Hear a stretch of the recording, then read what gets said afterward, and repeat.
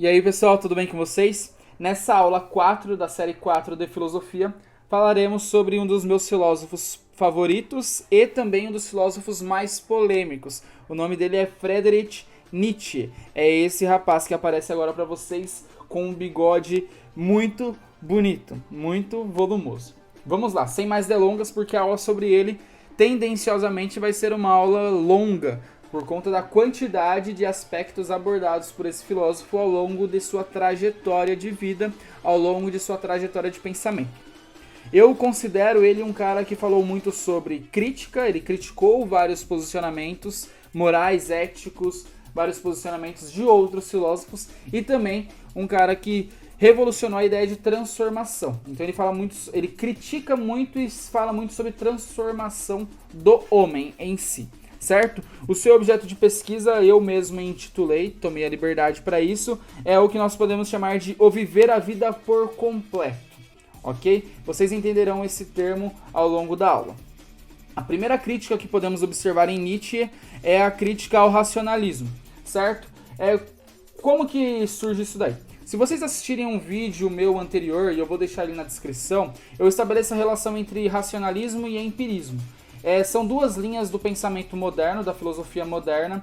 A primeira, racionalista, ela diz que todo conhecimento provém da razão, provém da capacidade intelectual de pensar.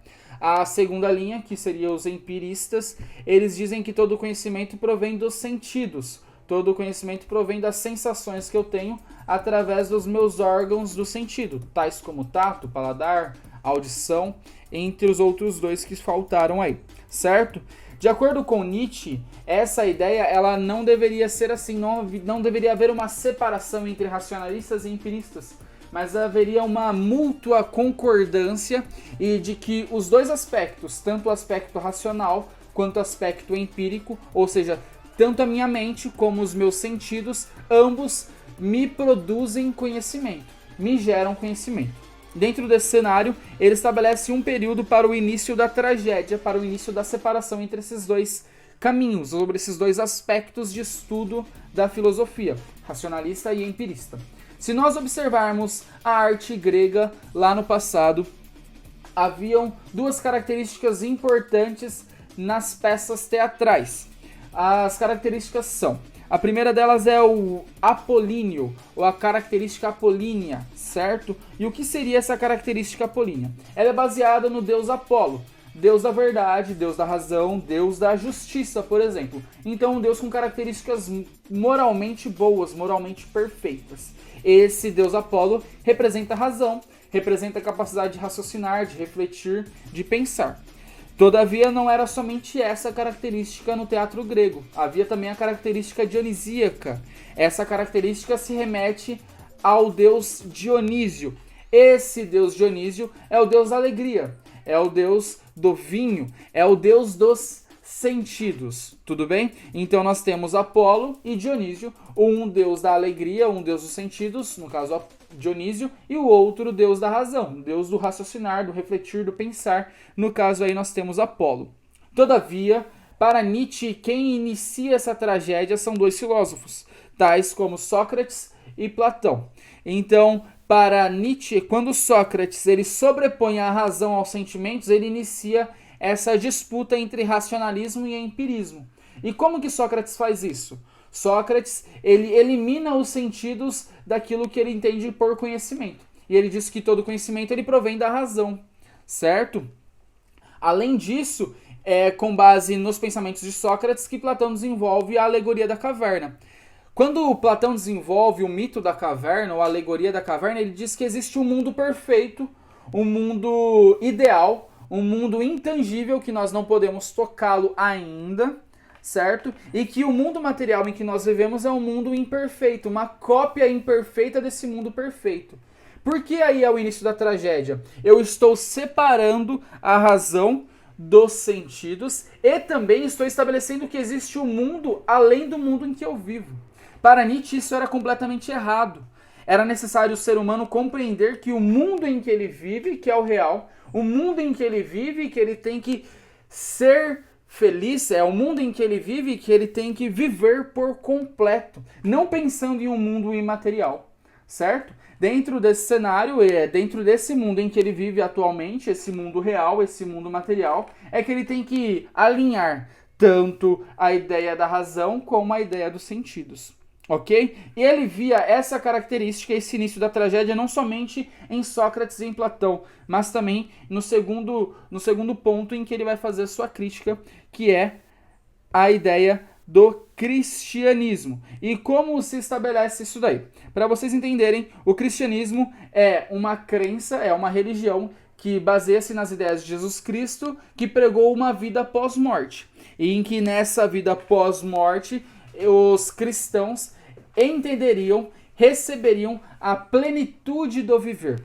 Eles teriam então uma vida plena, uma vida perfeita, junto com seus semelhantes, junto com aqueles que também seguiam o mesmo Cristo que eles. Dentro desse contexto, Nietzsche considerava que Jesus Cristo ele negava a realidade concreta. Ele negava a vida terrena em virtude de uma vida que é intangível, em virtude de uma vida que seria celestial, ok? Só que, como eu disse anteriormente, com isso, Nietzsche ele estabelece que, através do cristianismo, as pessoas estavam buscando uma consolação para o seu sofrimento na Terra. Calma aí. Então, vamos exemplificar isso com uma fala de alguma pessoa que seja cristã. Ou, melhor dizendo, com uma fala de um aluno que entendendo isso que eu estou colocando. Professor, então Nietzsche dizia que a pessoa sofre aqui na Terra, então ela pensa que existe uma vida em outro mundo, e ela fala assim, tá bom, o meu sofrimento aqui na Terra vale a pena, uma vez que eu vou para um outro mundo. É justamente isso. Nietzsche ele critica tanto esse posicionamento do mundo perfeito de Platão, como esse posicionamento do mundo celestial de Jesus, como aquilo que ele chama de muletas metafísicas.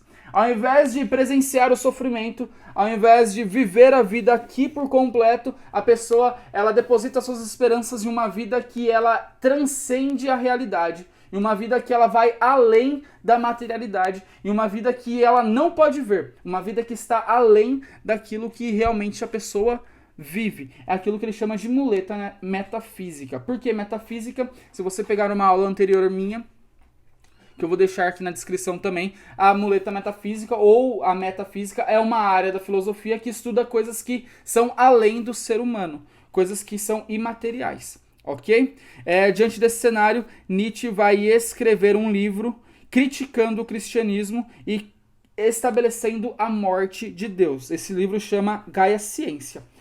Através da morte de Deus, Nietzsche estabelece que surgiria, então, o nascimento do super-homem. E o que seria isso daqui, professor? Vamos lá. O super-homem, para Nietzsche, seria a pessoa que conseguiria se livrar dessas muletas metafísicas. Com a morte de Deus, não existiria religião. Não existindo religião, o homem não pode mais buscar explicações metafísicas para a sua vida. Ele tem que viver a sua vida terrena por completo. Assim, somente assim, esse super-homem atingiria o seu ápice, a sua vontade de potência. Ele não teria mais pensamentos além da sua realidade terrena, da sua realidade material concreta. Logo, ele viveria a sua vida aqui na Terra plenamente, atingindo o que ele chama de sua vontade de potência. Nesse cenário, para Nietzsche, existem 3 estágios na vida do homem. Existem 3 estágios para a transformação do homem. Primeiro estágio, o homem é um simples camelo. Nesse camelo, o homem ele absorve os seus dogmas religiosos, o homem absorve as suas regras morais, o homem absorve tudo aquilo que a sociedade impõe a ele. Todavia, esse camelo ele parte para o deserto, e no deserto esse camelo ele é devorado por um leão. Esse leão faz parte do processo de autoconhecimento. É o momento em que esse homem ele está lutando para se libertar desses dogmas religiosos, dessas regras morais, dessas implicações que foram geradas nele pela sociedade. A partir do momento que esse homem ele destrói o camelo, esse leão destrói o camelo, esse leão vai se transformando agora novamente. Então esse leão se transforma numa criança. E essa criança representa o novo nascimento. Essa criança representa o super-homem. Então o homem, no primeiro momento, ele absorveu as regras.